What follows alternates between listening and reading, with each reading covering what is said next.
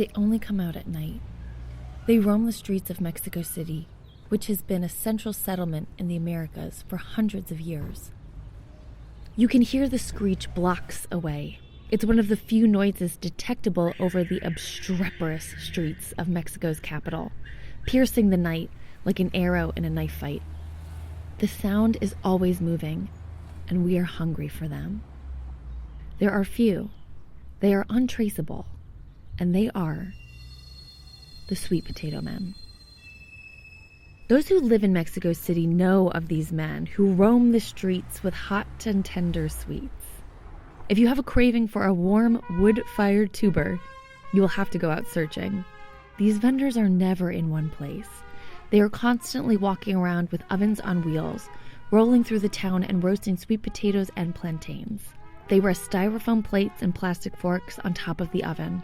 Small jars of sweetened condensed milk and powdered sugar balance on top as these vendors weave their way through the moonlit streets of Mexico City. See, there's no way to find him other than pricking your ears. You wait to hear their signature sound, a noise so jarring I thought it was a national warning sign the first time I heard it. But once you hear it, you have to start running. You follow the noise through the streets until you find him, asking locals along the way, "Have you seen the sweet potato man?" They will point you in the direction they think they heard him in last, leading you closer or further away from your roving craving. On an unsuspecting night in Mexico City, I was wandering around with my new friend Ubish, a local chef and food tour guide in the city. We were up for an adventure. We wanted to find the sweet potato man. So we finished the last of our tacos and began hunting. You know, that's why you go out to the street and wonder, like, hey, have you heard him? Where do you hear him? And the people is like, I think over there. And you're like running. Like we did. Yeah. Is that how everybody finds him? I think so, yeah. I think that nobody has like his cell phone. Definitely there's no app for it. Where's the sweet potato? And you just see, Yes. That'd be an amazing app. You just see all these like little wandering like sweet potatoes walking around. Like that's what the little app would be. A sweet potato with feet? Yeah. That'd be so cute. Someone should get on that. Yeah. I don't know how big of a market that would be. I don't know. Yeah. I don't know how obsessed millennial Mexicans are With this? with apps. No. Kind of, yeah. Yeah. Who isn't? So you see a Google map and then... As we scanned the streets and listened closely for that screech, it felt reminiscent of our ancestors who used to have to hunt for their food, searching for nourishment based on the clues around them, patterns that they would have to put together and decode to see if something was edible or not. Our hunting eventually evolved into something more than just alleviating our stomach pains. Food became an art, a culture, a marker. Food is so essential to our condition that we have turned it into a god. And today, when food is at a click of a button, we will still go to the ends of the earth for the perfect meal. On today's episode, we're hungry.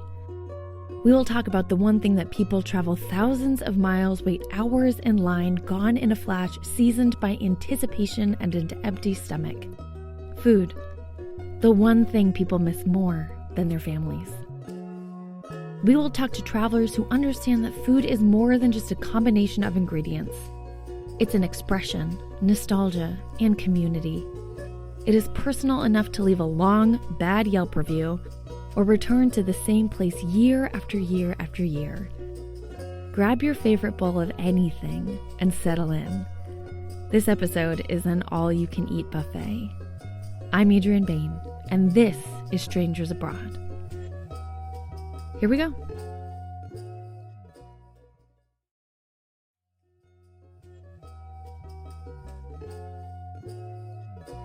I couldn't help but recognize my own strange behavior as I scoured the streets of Mexico City with Ubish.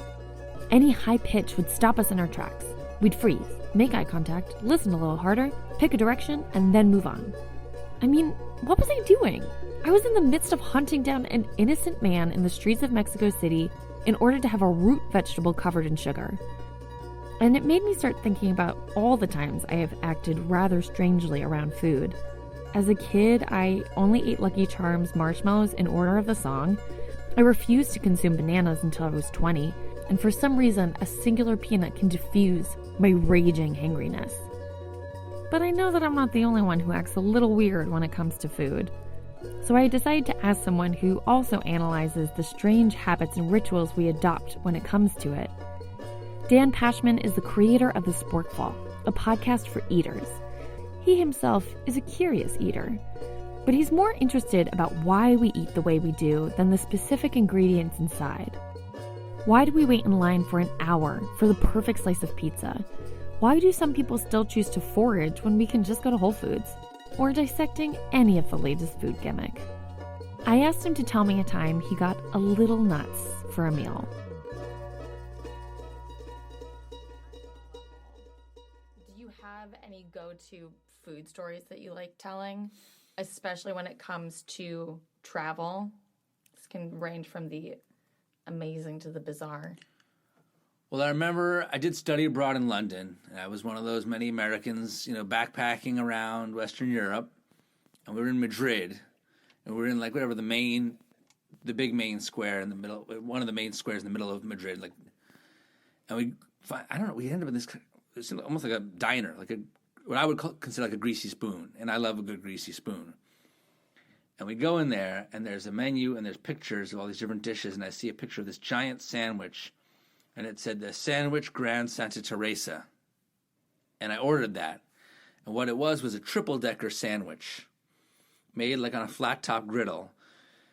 So imagine a piece of toast, and then there was melted ham and cheese, then another piece of toast, then lettuce, tomato, onion, and mayo, then another piece of toast, then an egg sunny side up, and then a fourth piece of toast on top with a hole cut out where the yolk was. That I remember. There was a circle cut out on the top piece of toast for the yolk to shine through. That was the Sandwich Grand Santa Teresa, and it was amazing because you bite into it and the yolk breaks, and the yolk is hot and the ham and cheese are hot, but the middle layer is cool, and you've got the mayo and you've got the crunch of the lettuce and the cool tomato, and you've got the cheesy oozy and the egg yolk running down and the crunch of the toast, and all these things are coming together, and it was so, so good. That was the spring of 1998. You can tell I still remember it.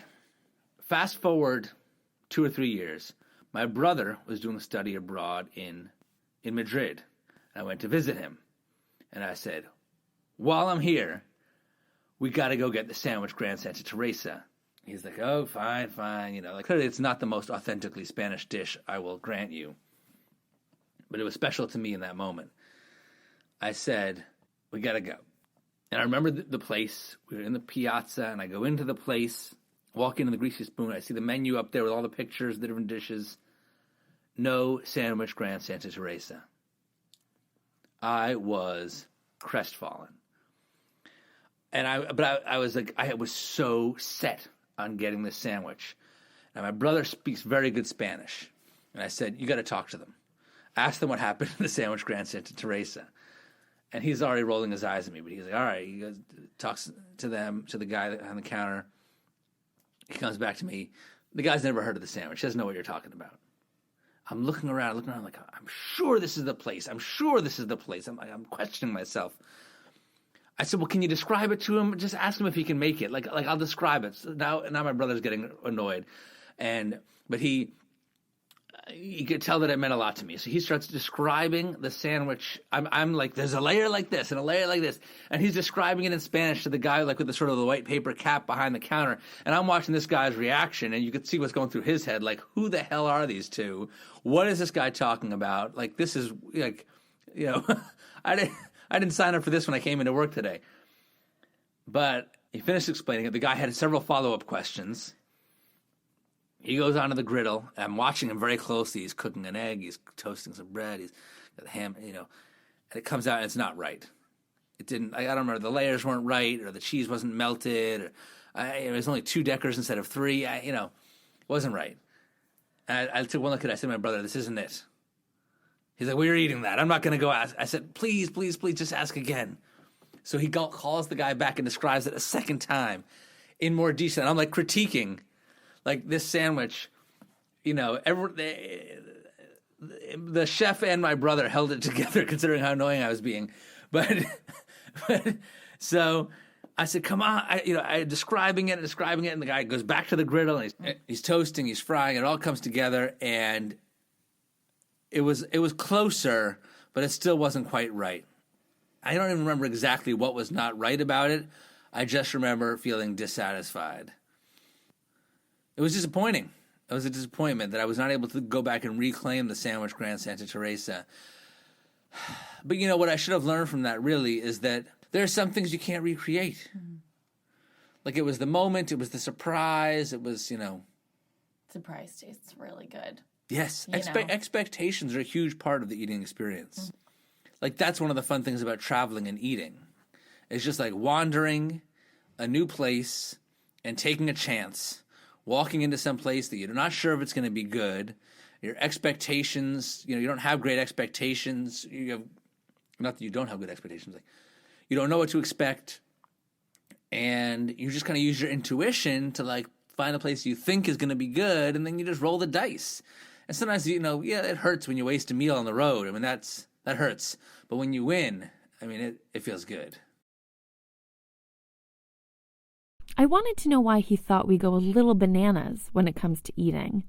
Is there a hunger within us that sits deeper than our large intestine? Why do we get kind of crazy when it comes to food and the rituals around it?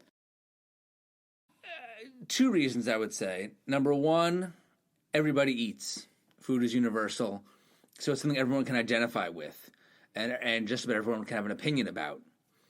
But also, food is really a stand-in for identity. And so what you eat or don't eat says a lot about where you're from, how you were raised, the religion and or culture and or region of your background, and the choices you make as an adult about what to eat and not eat say a lot about your beliefs.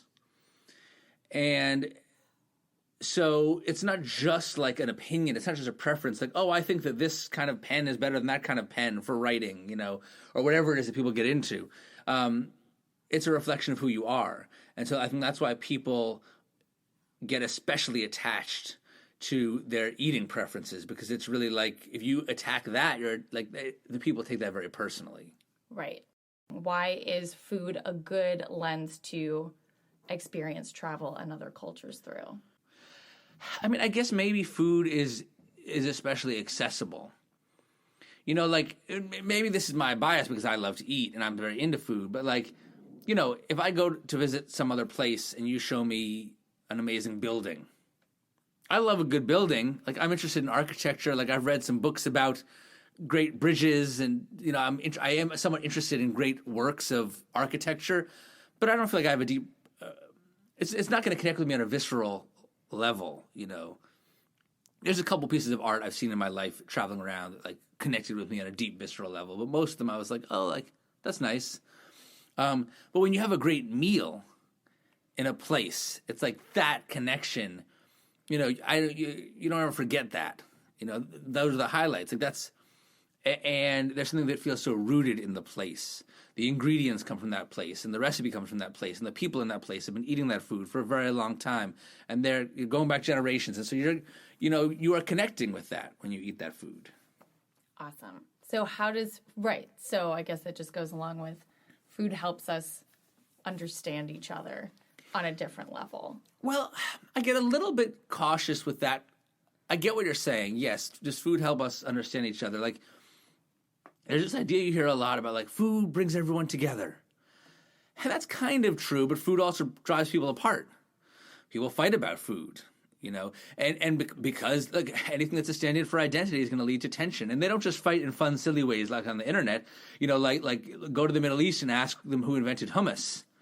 And, you'll need to take cover because that's how intense it is. Or, that who invented it, who can claim ownership over it, and which group, and it's intense. Like, it's not even funny intense. That's how serious it is. And food certainly has been a way throughout history to also to keep people apart. Restaurants were segregated during the time of segregation. People of different colors weren't allowed to eat together, and many of the foods that we now consider to be, well, for one thing, many foods that we consider to be comfort foods are foods that are born out of poverty. They're like foods that were created with what's considered a low quality or cheap cut of meat, or a way to extend meat longer. A lot of the foods that are now considered to be these sort of iconic dishes of the South and of soul food were also born out of slavery and out of the ingredients that slaves were given to cook for themselves. So the point is, like, food doesn't always bring people together.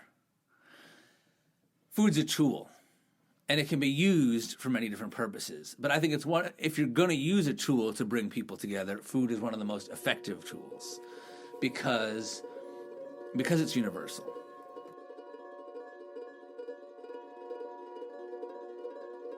As Dan says, food is a tool. It can wield relationships with people who don't speak the same language, but show us something explicitly personal when one culture presents their cuisine to another. How we cook is just as telling of a culture as history or politics. It's the way to see how other people perceive the world. That's exactly what Jonathan Berg felt when he went to Tokyo. This former contestant of MasterChef was originally not excited to visit the largest city in the world on this small island floating out in the edge of the Pacific Ocean.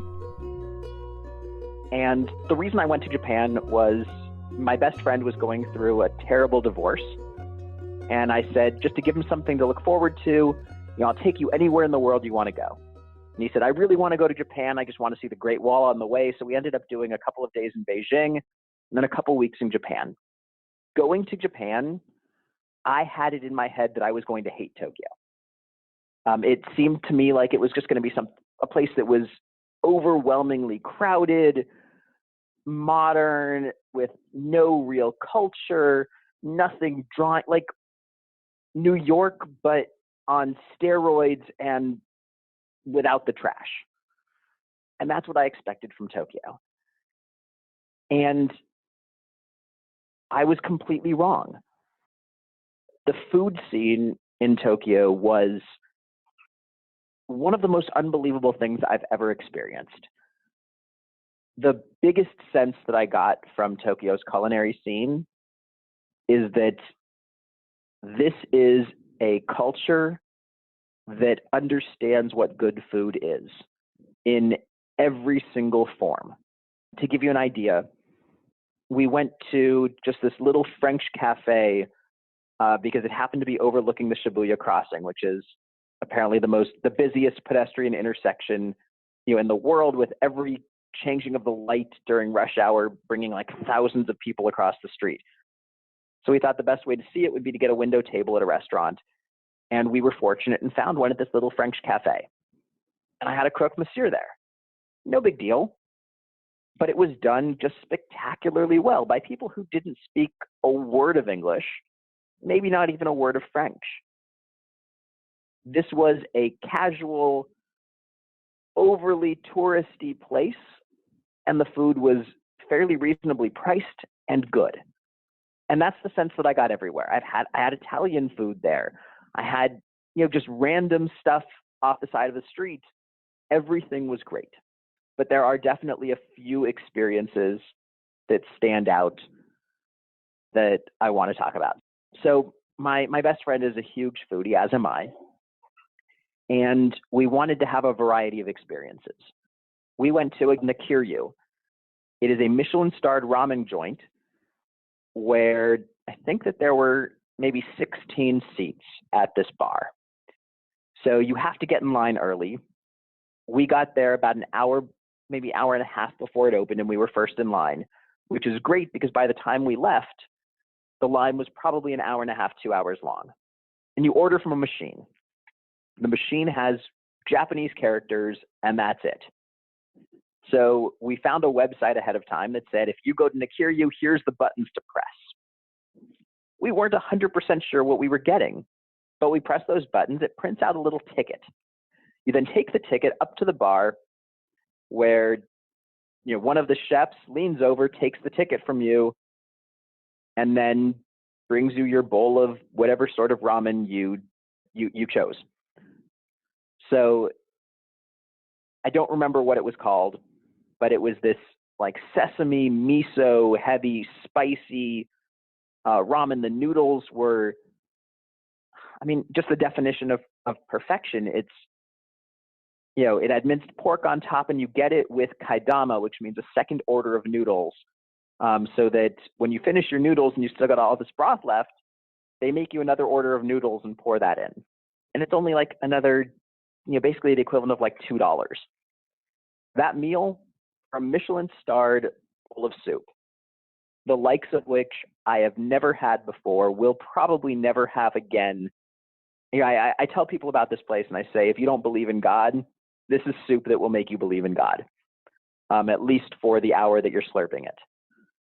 And I think it ran like $11. I also, just as a side note, to me, the best thing about going to Tokyo and eating a bowl of ramen is that this is a culture that says not only is it okay to slurp your soup, but that is a sign of satisfaction. And so it is encouraged. And given how clean Tokyo is, there are no trash cans anywhere. People carry their trash with them. People even carry little Ziploc bags to put their cigarette butts in. A culture that says everything's about cleanliness, but go ahead, slurp your soup. It's going to get all over the place. That's a culture I can get behind. I think that really shows the proper priorities. On the flip side of the spectrum, so I was going to say the last experience that I really wanted to talk about in Tokyo was sushi. So we went again to a Michelin-starred place. My buddy's really on his goal in life is to eat at every Michelin-starred restaurant in the world. Apparently there's actually a tour that goes to every 3-star Michelin restaurant in the world for like $450,000 a person. So that's his like ultimate travel dream. So we went to this Michelin-starred sushi restaurant because Jiro, which is where we really wanted to go from Jiro Dreams of Sushi, apparently will not take reservations from Westerners, even through my hotel's concierge. And if you go there and you don't speak Japanese, they will kick you out. And Sushi Saito, which is the other one that's supposed to be that amazing, is now a private club. Even for the place that we went, we had to make reservations through my hotel, through the concierge there, because we, as Westerners, currently in the States, because you have to make your reservation ahead of time, could not get a reservation at a place like this.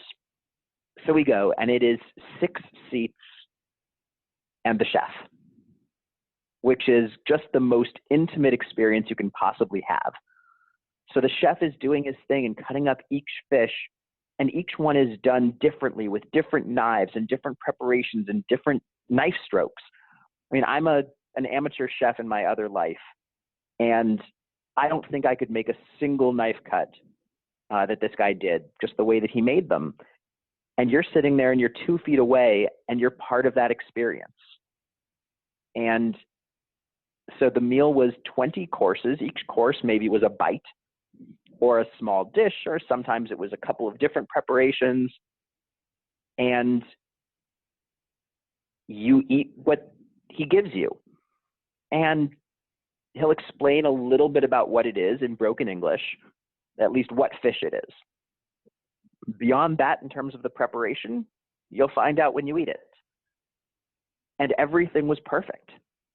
I guess what really struck me is just the level of mastery of a skill and dedication to a skill in order to be able to take any fish, because it's not a set menu. It's whatever they got fresh that day that looked good. And this guy has his tools and his knowledge, and he's been apprenticing for heaven only knows how many years. And he knows exactly what to do with that fish to make it perfect.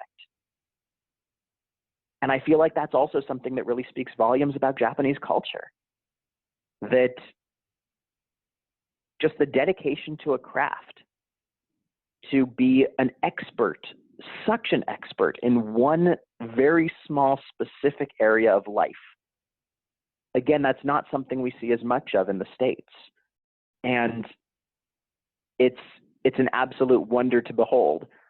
So we're sitting there.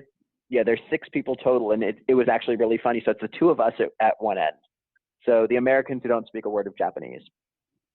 At the other end was a couple who were on a date, and this girl was obviously not really familiar with sushi or a high-end restaurant, and she really wanted orange juice to go with her sushi. And they don't serve orange juice at this place. And so after explaining that to her, and she says, no, I really want orange juice, they actually sent somebody out to buy orange juice to bring it back. And then in between us were these 2 business people who had probably 4 carafes of sake apiece between them, by the time the meal was done, who were just loving every moment that they were there and hopefully charging it to wherever they worked. And so you have these 3 just really interesting, diverse, duets of people, but all having that same amazing experience and sharing those yummy sounds and the looks, as your eyes roll back in your head where you're like, oh my God, what on earth is that? It's just really, really an amazing experience and so intimate. One of those moments that like, oh my gosh, this is Japan. This is what this is all about. There's a strange duality to the Japanese culture, where on one hand they are meticulous about their process, yet they are open-minded with their ingenuity. They take the space to test and test and test again until their creativity becomes perfect. And to a Western palate, that leads to endless surprises. I mean, so I think that there's also, just when it comes to the food and the culture, when you eat in the United States, you eat in Western Europe, things are made for that Western European, American, whatever palate. And in Japan, it's completely different. And so when it comes to, I think there's just a willingness to try things. There's a willingness to do something and see if it may or may not work. We went to this little, it was called like an Italian fusion place that was right near our hotel one night because we were exhausted after getting back from a day trip. We just didn't want to walk too far for dinner. And I had spaghetti with a soy cream sauce, uni, and salmon roe. That should not have worked. There is no possible rhyme or reason for that to taste good. I thought, hey, why not? The picture looked good, and I like uni, and I hadn't had any yet. And so I figured, what's the worst thing that could happen? But it worked. And that willingness to take spaghetti with a soy cream sauce and to do it well, and not to do it as a gimmick, but to actually take pride in doing spaghetti with a soy cream sauce, I think that is also representative of Japanese culture. It's that ultimate pride in workmanship. It's the reason that Japanese knives are so expensive but so magical.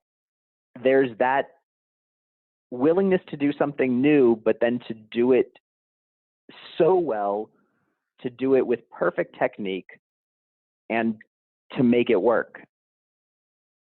And again, that was just one of those, to me, quintessential Tokyo experiences. This is the ultimate place of modernity meets, the traditional. And to be able to see that in the food as well, using traditional ingredients, traditional techniques, but then taking them and meshing them with random things to show what a cosmopolitan city this is, that's cool. So that's what I mean when I say that you can go to Tokyo and you can have this amazing culinary experience, and it doesn't have to, be the end of your finances. It can be. And for people who love that, there's so much there for you. But also, if you only want to spend $11 on a bowl of soup, you're going to get the best bowl of soup that you've ever had. Because in a culture that seems to value food this much, places don't stay open if they're not great. I think it's like I tell people that the Mexican food in LA and in San Diego, these are two places I've lived, are both fantastic because people are so discerning when it comes to that a place that makes lousy tacos isn't going to stay in business. And Tokyo seemed like that with everything. I loved how Jonathan's expectations completely turned him inside out and helped him re-examine his relationship with the culture. And expectations can be a surprising ingredient to food. That is something that true eaters like Daryl and Mindy have learned through their travels. Daryl and Mindy were brought together by their love of bagels. Or really, they weeded each other out based on where they thought the best bagels were in Manhattan. And on Instagram, they have the dream job. They're the writers for the food and travel blog Two Food Trippers and have traveled the world guided by their newest cravings through the finest restaurants and secret holes in the wall. But just because they experience establishments with more Michelin stars than movie stars in them, that doesn't mean that it always results in life-changing meals. We've had disappointing meals. Yeah. Well, we're not obsessed with eating at Michelin star restaurants, but when we do, we expect them to be really good because they're usually kind of expensive. And we ate at one when I was in Galway. Yeah, it wasn't very And we were so disappointed. But also, I would almost say we had even gone to French Laundry about 4 or 5 years ago. That was about 4 Longer. years ago. Yeah. And and while, as I said, it was really good, but when you're spending that kind of money, you really would expect to be blown away. And I know that the thing is, I think what people don't understand about restaurants is they go through phases where there are different people in the operation. You don't really know what you're going to get at a given time. But they are true eaters because they know in order to enjoy the best food, they have to go through the worst of it as well, from the bitter meals to the sour stomachs. What were some of the worst food places you got? Well, let's see. We've traveled a lot of places, and a lot of the places we eat a lot of street food and questionably clean food at times. But I think one of the sickest I've gotten was in Sweden, which is one of the cleanest countries we've ever visited. But I think I got it. We were at a lunch in a castle, and I think that's where I got it. I think that's where it started, which really just shows you all it takes is one person to not wash their hands. One germ. That's all it takes. One germ. Yeah, I got bad food poisoning years ago in San Diego. Oh. We went to, what's the neighborhood that has the... It was like Old Town. Old Town, where they have a lot of Mexican restaurants. Uh-huh. And I ordered a burrito with shrimp. That was a mistake. I had Montezuma's Revenge in San Diego. But, as far as it goes, I think a lot of people would say, oh, be careful with the street food, be careful with the street food. But, you don't know, I've worked with kitchens. I've done lots of different stuff like that. People, if they knew what happened in restaurants, even in the United States, they'd be a little bit scared. I think that people tend to think just because it's street food doesn't make it safe. I think, and you'd be surprised, some of the cleanest stands you'd see, they could be washing the vegetables under really dirty water. They could be doing lots of different stuff that you have no idea. So I think if you're traveling to a place like Southeast Asia, you have to give yourself time sometimes to acclimate to just the different conditions. It really helps. I think that's the hardest part about travel. If you're traveling short term, is you don't have a lot of time for your stomach to get used to the given pathogens in a country. But they have learned that good food can be enjoyed from every level, from high tops in Midtown Manhattan to plastic chairs on the streets of Thailand. Well, when we were thinking about starting to travel full time, the one thing that Daryl really, really wanted to do was go to a certain restaurant in France. We had seen this movie at the Philadelphia Film Festival a couple years before, and it was called Entree les Bras, or Step Up to the Plate. Not the best name in English. For a French film. Where they don't play baseball. Yeah. But it's about this, at the time, 3-star Michelin restaurant in the French countryside, and the transition from the father to the son in this restaurant that's been very pivotal with Nouvelle cuisine and all types of gastronomy. So that was the one and only thing that Daryl really, really wanted to do. And we got there and it was a splurge. And it exceeded every expectation. The food was just as good as we expected. It was fantastic. Well, there's a very famous dish that they make there called gargouilles. It's basically what they do is this restaurant that we went to, Maison Brasse, is like the chef Michel Brasse was the very first person to do foraging. I know a lot of people talk about Noma when it comes to foraging, but down here, I think Michel Brasse was doing it way before Noma. And they go out to the valley and they pick different flowers and all these different ingredients that are within, like, say, 40 kilometers of the restaurant. And each individual element is cooked to a certain precise doneness. And it's all put on a plate. It's like a really crazy dish where you just see like a million different elements at once at one time. But it's really pretty. It's really something to see. Also, there was the one thing is if you ever go out to a 3-star Michelin restaurant in France, and what makes the experience different there is they have the most extraordinary cheese cart that comes after you've eaten all this food. You get this cart that comes out and has all like the best French cheeses you've ever tasted. And you can have as much as you want. That's true. How about the Aubrac steak? Right, exactly. There's a big dairy and cattle area. They have the best cows in France. What? What you? Right. Aligot. Yeah. There's a stretchy potato. If I'm pronouncing all my T's, everyone, this is the way they pronounce those things down that region of France. So it's not Bras, it's not Aligot, it's Aligot. And they actually take these potatoes and mix them with this special cheese, Tome de Laguiole, and they mix it and it stretches, and it's a really special experience. In fact, the next day we went to a cheese factory, and we were able to buy this potato cheese stuff, and we took it back to our apartment in Lyon and cooked it like the next night. It was really cool. But the whole experience in this restaurant overlooking the valley. It was like the highest point probably over this valley. Aubrac. This whole area called Aubrac.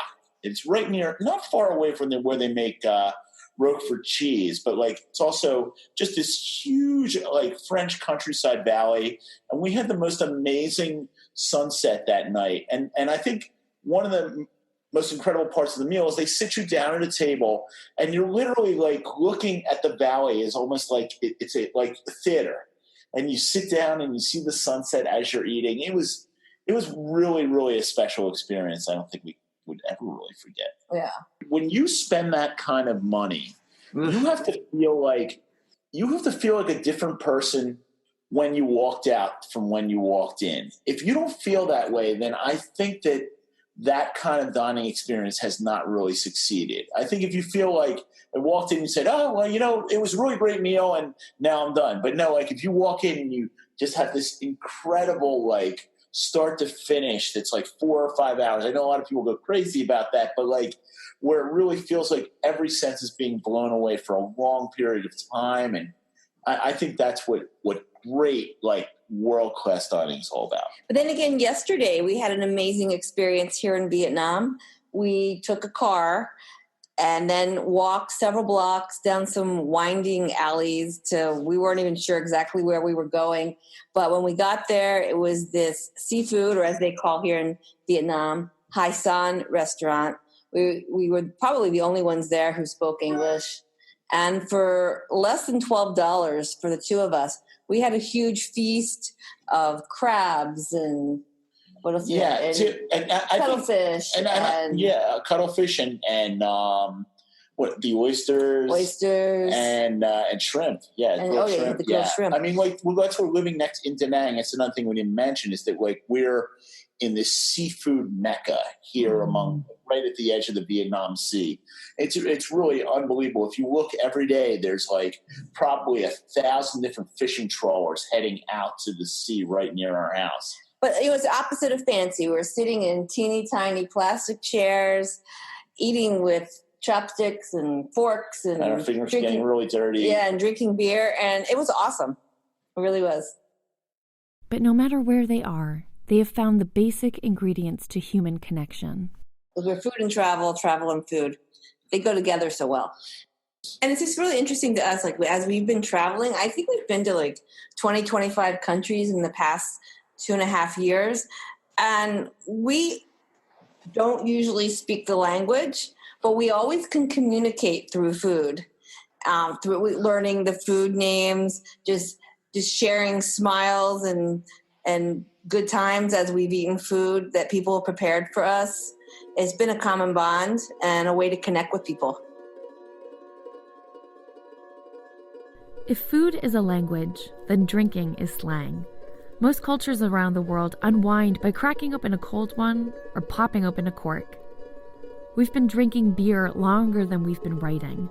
The oldest record of beer drinking dates back to 7,000 years ago in modern Iran. We have been drunk throughout most of history.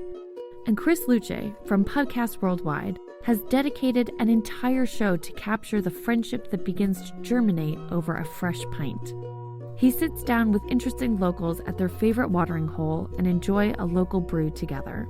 He tells us of a time how beer was a way he was able to spontaneously connect with locals without emailing them ahead of time. In London, I was, cruising around the Bermondsey Beer Mile, which is an area, I think, on the southeast side of London. And it was a Sunday, and I just happened to bump into, I hadn't been able to find a podcast guest, and I happened to bump into a brewery that was closed, but they were building a keg raft that day, a raft made out of kegs for a regatta that they were going to compete in. A regatta, what's a regatta? Yeah. So, and a regatta is as far as I know, it's like a competition. I think it's specific to sailing or like some nautical vessel. I'm doing air quotes because, let's be honest, a bunch of floating kegs tied together is not, I guess, necessarily a proper nautical vessel. But anyway, they were building a keg out of rafts, and I walk up and I'm like, "Hey guys," and they're like, "Hey, we're closed today, you can't come in." I'm like, "Well, actually, I'm a beer podcaster. I'm really interested in showcasing some of the London beer scene. Would you guys be interested in having a conversation?" They're like, "Well, yeah," and they just started whipping beers out of the fridge and whatnot, and we got set up in the back of the brewery and had a great conversation around how the London craft beer culture had evolved in really a short period of time, about 5 years. And one of my favorite parts of that story is I had brought beer with me from America to share. I think that's one of the most important elements about beer. It's not meant to be something you sniffed and have on your own. It's something you share to bring friends, family, or complete strangers together. And in that case, I pulled out a very rare bottle of beer from, I shouldn't say rare, but a pretty rare bottle of beer from Northern California, Pliny the Elder, for any beer fans that are listening. And I showed that to them. I'm like, "I want you guys to have this." And they're like, "Well, we want you to have this, in what felt like an entire fridge of their beer." And I'm like, "Well, I guess I'm going to have to check a bag to Croatia now." So that was a fun one, just in terms of how that started from nothing, literally nothing scheduled, just trying to find someone to have that conversation with for the podcast, to building connections with this group of people and ultimately sharing some beers from our respective part of the world with one another. Okay, so what did they think of the American beer, and what did you think of the London brew? So it's interesting because I think as the world, in my opinion, continues to get smaller, a lot of places are keeping up with all the latest craft beer trends. Like when I was having that conversation with the brewery in London, they were saying that, "Hey, I know you guys in America, you're pretty far ahead, you're doing all these new things." And I was drinking their farmhouse beers and their hazy IPAs. I'm like, "You guys are right with us." I'm not seeing I don't see anything that's a noticeable difference in quality. So what I think was most interesting was we had an appreciation for the creativity that both of our respective cultures or parts of the world were putting into our beer. Chris has taped tons of episodes, and it made me wonder what he's imbibed around universal human interactions. And with all that drinking, thank God he records it. One thing that I've seen, so the biggest thing I observe when it comes to drinking across cultures is that I see more of the similarities than I see the differences. So, I mean, sure, there's a different way to say cheers, depending on what language you're in, whether that's salud or prost. But at the end of the day, drinking in, I shouldn't say all, but most cultures, is that social activity that's meant to connect you regardless of what walk of life you're from. And to a big extent, that's why I wanted to start the Pubcast Worldwide 2 years ago, because I was excited to see how that medium of conversation would translate into, a show that could be shared with others and allow people to jump into that experience. Even if they weren't at the table drinking with us, it could be like they were at the table drinking along with us. So what are the similarities? The similarities that I've seen, one, most people, really, I shouldn't even say most people, all people are looking for a way to connect, whether that's with someone that's different or whether that's with someone that's very similar to them. I think one episode that's sticking out in my mind right now is when I was in Northern Ireland and talking to a history teacher turned tour guide about the Troubles, which were one of the largest nationalist conflicts of the 20th century that went on for, I might be getting my dates wrong, but ultimately almost half a century. And the individual that I was speaking with, his name's Donzo, he would actually facilitate conversations and dialogue between ex-prisoners that at one time were trying to kill one another. And during those conversations, the way he put it was, the individuals on both sides, the nationalists and the loyalists, or I hope I'm getting that right, nationalists, unionists, I always get them, they're a handful of terms. But what he was saying is, at the end of the conversation, they didn't dilute their own politics. They still had their own beliefs around, a united Ireland or sticking with the United Kingdom. But he said they could see things from a different perspective at that point. They had an appreciation for, what someone that at a time they felt were so different from them that they were trying to kill one another, and that brought them together. Were they drinking? They were not drinking in that scenario, but the reason I bring that up is my conversation with Donzo was over a couple pints of Guinness at a pub in the center of Belfast, having that conversation and just, being able to be open and sincere and using that as a medium to really gain a better understanding of, let's be honest, someone from America that I had never been able to have that conversation before. I'd only learned it in books. So while that goes beyond just having a conversation over beverages, I think it does bring up kind of a broader topic of the power of dialogue, particularly when it comes to a contentious topic. You could give the UN leaders a few rounds of beer and they would solve global issues faster than the 2-day World Peace Summit, as long as they remember to what they agreed to.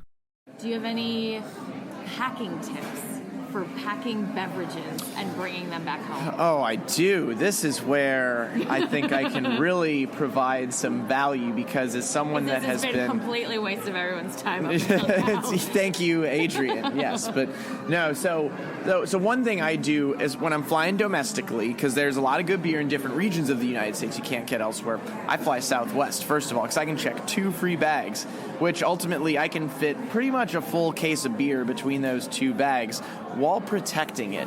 The biggest thing I think that has happened for craft beer that is an advantage for traveling and packing is that we're seeing a big shift to cans. Like, you don't really have to worry about a can breaking the same way as you do a bottle. So if I were packing a bottle, I'd wrap it in an individual t-shirt and put it in a plastic bag, so that way if it were to break, the t-shirt would soak it up and it probably wouldn't get over the rest of my stuff. I do a similar thing with cans, but I can put 4 cans into like a plastic bag. Just pop a t-shirt in there, just because if one bursts, the t-shirt soaks up. But I don't necessarily need to protect the integrity of the can like I need to protect the integrity of the bottle. So, long story short, wrap your beverages in a t-shirt, put them in a plastic bag, and that's the best way to transport them. I have yet to have an issue with security or getting across a border as long as it's in my checked luggage.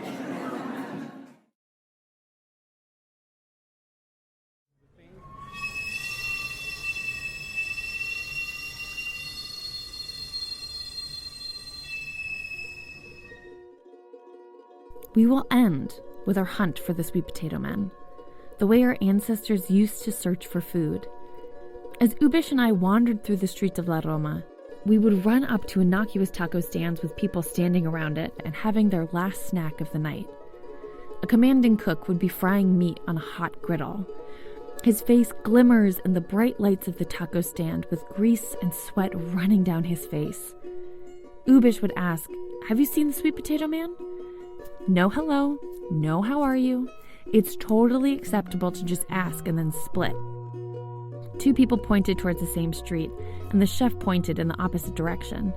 We follow the fingers of our chewing compatriots and run off.